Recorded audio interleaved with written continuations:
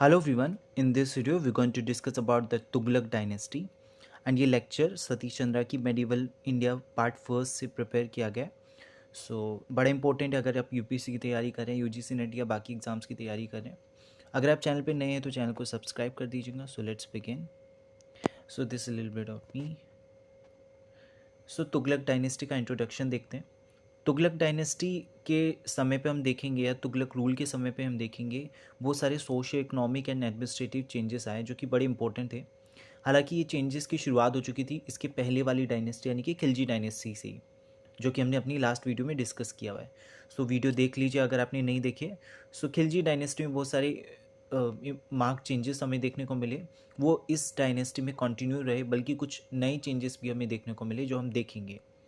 जैसे कि गयासुद्दीन तुगलक, पहले तो ये देख लेते हैं कि इस डायनेस्टी को कैसे एस्टेब्लिश किया गया और इसके कौन फर्स्ट रूलर थे।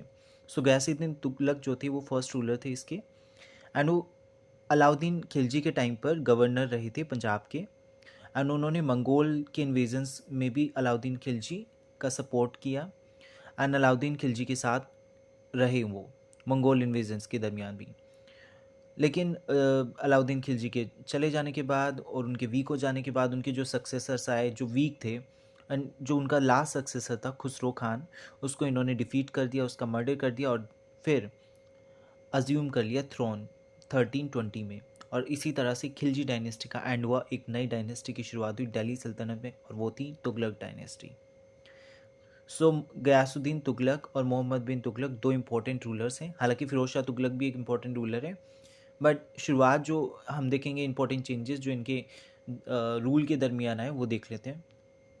देखिए दोनों रूलर्स जो कि अभी हम पढ़ेंगे विस्तार से इनको, इन दोनों रूलर्स के बारे में खासियत थी कि ये बड़े एम्बिशियस थे और इनके टाइम पर एम्पायर या दिल्ली सल्तनत का जो स्टेट था उसका नेचर जो था वो बदलने लगा, वो बहुत ज़्यादा सेंट्रलाइज्ड होने लगा। इससे पहले हम देखेंगे दिल्ली सल्तनत में डिसेंट्रलाइजेशन बहुत ज़्यादा था, नोबल्स के पास बहुत ज़्यादा पावर थी, लेकिन वो प्रोसेस धीरे धीरे कम होने लगी। अब जो एम्परर है, आप कह सकते हैं सुल्तान है, वो ज़्यादा पावरफुल होने लगा, and this process we call as a centralization, and power का एक्यूमुलेशन होने लगा with the hands of emperor और सुल्तान। So I guess this is clear. And एक और चीज़ जो यूनिक थी इस डायनेस्टी में वो था डायरेक्ट कंट्रोल। दिल्ली के बाहर और डिस्टेंट लैंड पे कोई डायरेक्ट कंट्रोल नहीं करना चाह रहे थे इससे पहले के रूलर जैसे खिलजी रूलर्स। लेकिन इस समय तुगलक डायनेस्टी में हम देखेंगे इसके रूलर्स ने दिल्ली से बहुत बहुत दूर वाले रीजन्स को भी कॉन्कर करना शुरू कर दिया, जैसे वारंगल जो कि तेलंगाना का पार्ट है, मालाबार जो कि कोरमंडल यानी कि केरला के आसपास का है, मदुरई जो कि तमिलनाडु का एरिया है आज का, द्वार समुद्र जो कि कर्नाटका का है।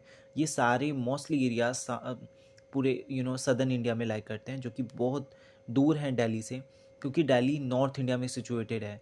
और इसलिए इससे पहले की जो डायनेस्टीज़ थी, चाहे वो खलजी डायनेस्टी रही हो या उससे पहले की स्लेव डायनेस्टी रही हो, उन सब ने दिल्ली के आसपास के एरियाज़ पर ही अपना डायरेक्ट कंट्रोल एस्टेब्लिश किया। जो डिस्टेंट एरियाज थे उन पर डायरेक्ट कंट्रोल नहीं था बल्कि इनडायरेक्ट कंट्रोल था। So you have to keep this in a mind. Now let's discuss about the Ghiyasuddin Tughlaq. So Ghiyasuddin Tughlaq basically एक ऐसे रूलर थे जिन्होंने वेलफेयर और ह्यूमैनिटेरियन प्रिंसिपल्स पर जोर दिया। और ये प्रिंसिपल्स की बात इससे पहले खिलजी डायनेस्टी में अगर आपने देखी होगी वीडियो तो आपको मालूम होगा कि खिलजी डायनेस्टी में एक रूलर थे जलालुद्दीन खिलजी, जिन्होंने सेम प्रिंसिपल की बात की, यानी कि ह्यूमैनिटेरियन प्रिंसिपल, वेलफेयर बात की, लोगों के वेलफेयर की, ह्यूमैनिटेरियन प्रिंसिपल्स की बात की। वही बातें गयासुद्दीन तुगलक ने भी की, और इस वजह से बर्नी इनको प्रेज़ करते हैं, इनकी तारीफ़ करते हैं, एंड बोलते हैं कि इनके शासन के दरमियान वेलफेयर जो था लोगों का उसके बारे में वो तारीफ़ करते हैं। और साथ ही में वो बताते हैं कि इनके तुगलक रूल के टाइम पर मॉडर्नाइजेशन की पॉलिसीज़ भी इम्प्लीमेंट की गई और मॉडर्नाइजेशन हुआ पूरे सल्तनत का। इसके अलावा एक और चीज़ हमें ध्यान रखने की ज़रूरत है।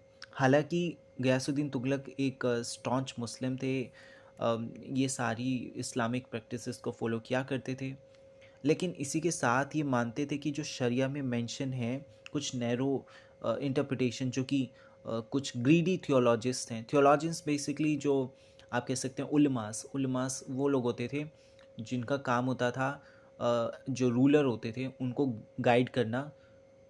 गाइड किस तरह से करना, रिलीजियस पॉलिसीज़ में और बाकी पॉलिटिकल पॉलिसीज़ में भी। तो जो रिलीजियस मैटर्स होते थे, एम्पायर के बाकी पॉलिटिकल मैटर्स होते थे, उनको उनमें गाइड कौन करते थे, थियोलॉजियंस, यानी कि religious head, Islamic religious head हुआ करते थे, जो कि एम्पायर को गाइड, जो कि रूलर को गाइड किया करते थे कि कौन सी पॉलिसीज़ कैसे होनी चाहिए। जैसे कि एग्जांपल ले सकते हैं जजिया। जजिया एक टैक्स था जो कि इम्पोज किया गया नॉन मुस्लिम पॉपुलेशन पर, नॉन मुस्लिम आवाम पर हम कह सकते हैं। ये जो चीज़ें थी, ये थियोलॉजियंस के कहने पर रूलर्स इम्प्लीमेंट किया करते थे।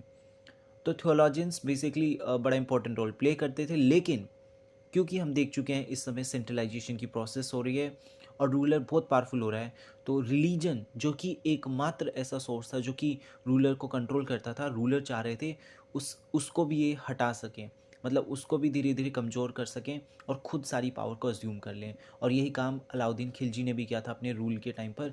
इसी वजह से इन रूलर्स को थियोलॉजियंस अपने लिए ख़तरा भी मानते थे, थ्रेट मानते थे खुद के लिए, खुद के एग्जिस्टेंस के लिए।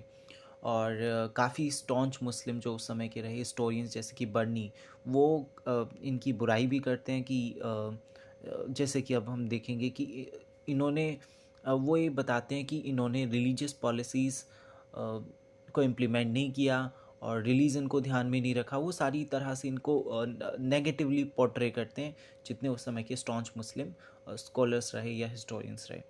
उसके बाद हम देखेंगे, लेकिन एक चीज़ हमें ध्यान रखनी है, गयासुद्दीन तुगलक जो थे वो बड़े एक बेनिवलेंट, एक टॉलरेंट रूलर थे, जो मानते थे कि इंडिया की डाइवर्सिटी को एक्सक्लूसिवली नहीं बल्कि इंक्लूसिव प्रिंसिपल्स पर लेकर चलना पड़ेगा और यहाँ पर सबको एक साथ लेकर चलना पड़ेगा। इसलिए वो ह्यूमैनिटेरियन प्रिंसिपल्स पर जोर दे रहे थे और वो नहीं मानते थे, जो कि थियोलॉजियंस बोलते थे उन्हें, कि हिंदूज़ का ह्यूमिलेशन किया जाए और साथ ही में इम्पोवरिश रखा जाए हिंदूज़ को, ताकि वो रिवोल्ट ना करें। ये पॉलिसीज़ में उनका विश्वास नहीं था। ये तो इसलिए गयासुद्दीन तुगलक बड़े टॉलरेंट रूलर थे और ये जो टॉलरेंस था इसकी शुरुआत अभी से हो गई है। हम देखेंगे अपने पीक पर पहुंचता है अकबर के टाइम पर, जो कि मुग़ल डायनेस्टी के एक इम्पॉर्टेंट रूलर रहे हैं। ये हमें ध्यान में रखने की ज़रूरत है। इसके अलावा इन्हीं के रूल के दरमियान हम देखेंगे रैपिड एक्सपेंशन हुआ एम्पायर का और डायरेक्ट रूल एस्टेब्लिश किया गया अलग अलग टेरिटरीज में और सेंट्रलाइजेशन की प्रोसेस स्ट्रेंथन होती चली गई। Now let's discuss about the Muhammad bin Tughlaq. Muhammad bin Tughlaq highly ambitious leader थे, बिल्कुल गयासुद्दीन तुगलक की तरह। इन्होंने अलाउद्दीन खिलजी की जो पॉलिसीज़ थी, non annexation of the distant states, उसको डिस्कार्ड किया, रिजेक्ट किया। इनका मानना था कि अलाउद्दीन की जो पॉलिसीज़ थी कि दिल्ली के आसपास के एरिया पे ही सिर्फ डायरेक्ट कंट्रोल होना चाहिए एक दिल्ली सल्तनत का। इनका मानना था नहीं, इनका मानना था कि डिस्टेंट एरियाज़ पे, जैसे कि south India, eastern India, west part के इंडिया के जो पार्ट्स हैं जो कि दिल्ली से बहुत दूर है, उन पर भी डायरेक्ट कंट्रोल होना चाहिए। लेकिन ये एक प्रॉब्लम क्रिएट कर सकता था इन रूलर्स के लिए। वो ये थी कि अगर आप दिल्ली के दूर डायरेक्ट कंट्रोल एस्टेब्लिश करते हैं, एक्सपेंशन करते हैं, तो उसके लिए आपको रिसोर्सेज चाहिए होंगे। और क्या दिल्ली सल्तनत के पास इतने रिसोर्सेज थे कि वो दिल्ली से दूर, इतनी दूर साउथ इंडिया में या बाकी जगह में अपना डायरेक्ट रूल एस्टेब्लिश कर सके? तो ये चीज़ें भी हमें ध्यान में रख के चलते रहना है कि हिस्टोरिकल प्रोसेसेस कैसे हो रही हैं। इसके बाद हम देखेंगे कि मोहम्मद बिन तुगलक के बारे में एक ख़ास बात और थी कि वो एक लर्नेड मैन थे। वो काफ़ी समझदार, सुलझे हुए और काफ़ी गहरी समझ रखते थे अलग अलग चीज़ों के बारे में। जैसे फ़िलासफ़ी उन्होंने पढ़ा था, मैथमेटिक्स पढ़ा था, मेडिसिन और रिलीजन के बारे में उनको काफ़ी चीज़ें मालूम थी। तो वो एक इंटेलेक्चुअल, एक वेल लर्नेड, एक स्कॉलर की तरह एक पर्सनैलिटी थे। हमें ये भी ध्यान रखने की ज़रूरत है। इसके अलावा वो एक रैशनलिस्ट थे। वो किसी भी चीज़ को इलॉजिकल, मतलब वो इलॉजिकल नहीं थे, वो किसी भी चीज़ को रैशनल रीज़न के बेसिस पे, लॉजिक के बेसिस पे ही मानते थे। अगर किसी चीज़ का लॉजिकल या रैशनल कोई प्रूफ नहीं होता था तो उसको रिजेक्ट कर देते थे। तो ये हमें ध्यान रखना है। और इस वजह से बर्नी जो उस समय के एक हिस्टोरियन रहे, वो उनकी बुराई करते हैं। हालांकि उनकी अच्छा, ये कॉम्प्लीमेंट है उनके लिए, लेकिन बर्नी जो उस समय के हिस्टोरियन रहे वो बताते हैं कि जो मोहम्मद बिन तुगलक थे वो बड़े रैशनलिस्ट थे। तो बर्नी ने तो इसको एज अ नेगेटिवली इस्तेमाल किया उनके लिए, लेकिन हम आज इसको पॉजिटिवली समझते हैं, क्योंकि रैशनलिस्ट होना या किसी भी चीज़ को लॉजिक या रीज़न के बेसिस पे समझना एक कॉम्प्लीमेंट है हम सब के लिए। एनीवे, उसके बाद बर्नी एक और एक्यूजेशन लगाता है मोहम्मद बिन तुगलक पे। वो ये है कि मोहम्मद बिन तुगलक ने कोशिश की पॉलिटिकल अथॉरिटी को स्पिरिचुअल अथॉरिटी के साथ कंबाइन करने के लिए। अब इसको हमें समझना ऐसे है कि अभी हमने देखा कि रूलर्स की कोशिश ये रही सेंट्रलाइजेशन की प्रोसेस के थ्रू कि वो सारी पावर अपने हाथ में कॉन्सेंट्रेट कर पाएँ। इसके लिए उन्हें रिलीजन को भी साइडलाइन करना पड़ता था, और यही प्रोसेस या यही चीज़ें जो बर्नी को लगा कि ये रूलर जो हैं वो सारी पावर अपने हाथ में एक्यूमुलेट करना चाह रहे हैं, और ये जो रूलर हैं वो सिर्फ पॉलिटिकल हेड नहीं बल्कि स्पिरिचुअल हेड भी बनना चाह रहे हैं। यानी कि वो सिर्फ पॉलिटिकल पावर का इस्तेमाल नहीं करना चाह रहे हैं, बल्कि जो स्पिरिचुअल पावर है वो ये मानते थे कि जो रिलीजन है उसके भी हेड ये बनना चाह रहे हैं। थियोलॉजियंस की इनको कोई ज़रूरत नहीं है, अब थियोलॉजियंस या उलमास की कोई ज़रूरत नहीं है, वो अब इनको गाइड नहीं करेंगे, बल्कि ये खुद ही अपनी खुद की पॉलिसीज़ बनाएंगे, और कोई रिलीजन इनको गाइड नहीं करेगा, ये खुद ही अपनी पॉलिसीज़ को इम्प्लीमेंट करेंगे और उसको डिज़ाइन करेंगे।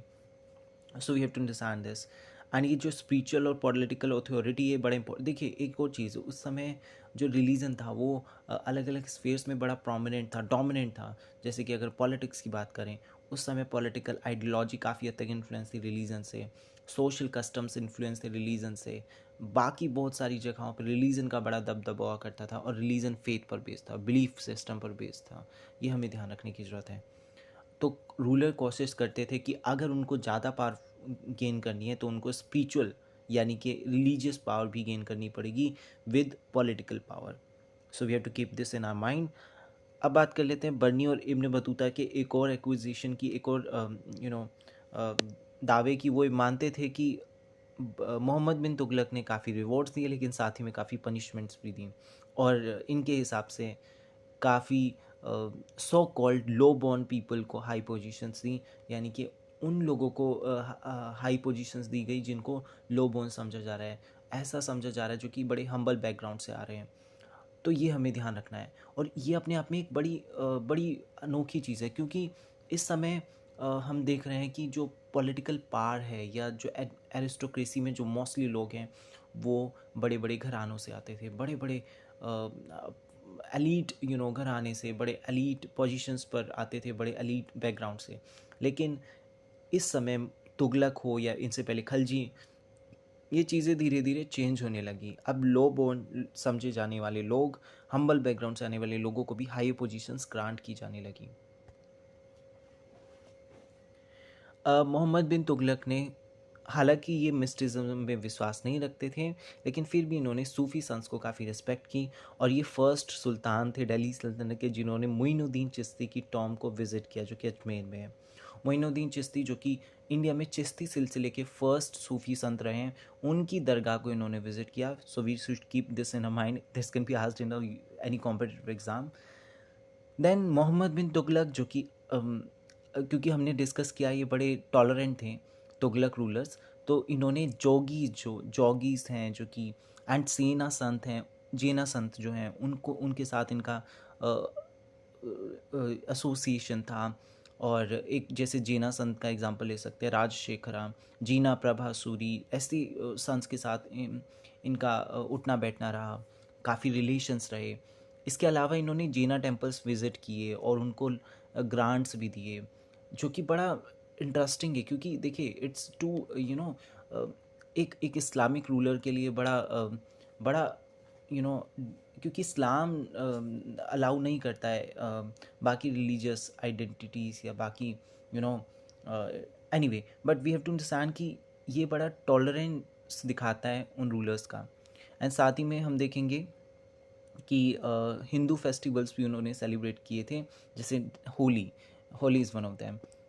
So now let's discuss about the Firoz Shah Tughlaq जो कि एक इम्पॉर्टेंट रूलर रहे हैं, मोहम्मद बिन तुगलक के बाद आए। फिरोज़ शाह तुगलक कज़न थे मोहम्मद बिन तुगलक के, और उन्होंने इनको सक्सीड किया मोहम्मद बिन तुगलक को। सो फिरोज़ शाह तुगलक इन्होंने कोशिश की कि स्टेट जो है या स्टेट पावर जो है उसको बेनिवोलेंस पर बेस्ड होना चाहिए, यानी कि स्टेट को लोगों के भले के लिए काम करना चाहिए। और इसलिए इन्होंने वॉरफेयर की बात जो थी वो नहीं की, मतलब वॉरफेयर मतलब वॉर के खिलाफ, वॉर को रिजेक्ट किया, वॉर का आइडिया, और वेलफेयर की बात की, लोगों की, आवाम के कल्याण की बात की। So we have to understand this. Although इनके बाद के समय में ये बड़े नैरो अंडरस्टैंडिंग होती चली गई इनकी रिलीजन को लेकर, और जो टॉलरेंस था वो धीरे धीरे ख़त्म होता चला गया। लेकिन शुरुआत में काफ़ी टॉलरेंट थे और ह्यूमैनिटेरियन प्रिंसिपल्स पे इन्होंने स्टेट को रन करना चाहा था, जो कि हम देखेंगे इससे पहले गयासुद्दीन तुगलक और उससे पहले खलजी रूल में भी कोशिश की गई। फिरोज शाह तुगलक ने बड़े इम्पोर्टेंट एडमिनिस्ट्रेटिव रिफॉर्म्स को इंट्रोड्यूस किया गया, जिसकी वजह से इमीडिएट कॉन्टेक्स्ट में तो इनको पॉपुलैरिटी मिली, यानी कि जैसे कि इन्होंने नॉवेल्स को पोजीशंस दी शुरुआत में, बहुत सारे उनकी सैलरी बढ़ाई गई, बहुत सारी चीज़ें की गई। लेकिन उससे इनको शुरुआत में तो बड़ी वाहवाही मिली, लेकिन धीरे धीरे इसने सेंट्रल जो गवर्नमेंट थी उसको कमज़ोर किया, यानी कि पूरे दिल्ली सल्तनत को कमज़ोर किया, क्योंकि स्टेट के रिसोर्सेज को इस्तेमाल किया गया नॉवेल्स को प्लीज़ करने के लिए, उनको खुश करने के लिए, और ये दिल्ली सल्तनत के लिए अच्छा नहीं रहा। हालांकि इन्होंने कई पॉलिटिकल कैंपेन्स भी लॉन्च किए, मिलिट्री कैंपेन्स लॉन्च किए, जैसे बंगाल एंड जाजनगर यानी कि उड़ीसा में। So that's all, I hope you like the video, and if you like the video, please subscribe to the channel and share the video and like the video. Thanks for watching the video.